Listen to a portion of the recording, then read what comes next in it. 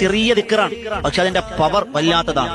6 ദിക്റുകൾ ഒരെണ്ണം 33 തവണ വെച്ച് നമ്മളിത് ചൊല്ലിയിട്ട് അവസാനം അള്ളാഹുവിലേക്ക് നമ്മൾ പൊട്ടിക്കരഞ്ഞുകൊണ്ട് ദുആ ചെയ്താൽ നമ്മുടെ ജീവിതത്തിന്റെ പ്രയാസ പ്രതിസന്ധി ഘട്ടങ്ങൾ അള്ളാഹു മാറ്റിത്തരുമെന്നാണ്. ആദ്യം നിയത്ത് വെക്കുക, പഠിച്ചവനെ എന്റെ ഏതൊരു ഉദ്ദേശമാണോ നമ്മുടെ മനസ്സിൽ, വിദേശത്തുള്ളവരുണ്ട്, അങ്ങനെ എന്താഗ്രഹം ഉണ്ടെന്ന് വിശദീകരിക്കുന്നില്ല, സമയം വളരെ കുറവാണ്. ഈ 6 ദിക്റുകളും അറിയാത്തവരാരും തന്നെ ഉണ്ടാവില്ല. നമുക്ക് എല്ലാവർക്കും അറിയാം. പക്ഷെ നമ്മളിത് പലപ്പോഴും പല സമയത്തും പല എണ്ണത്തിൽ 11 ചൊല്ലുന്നവർ, 10 എണ്ണം ചൊല്ലുന്നവർ, 3 എണ്ണം ചൊല്ലുന്നവർ, ഈ 33 എണ്ണം നമുക്കറിയില്ല ഇല്ലേ?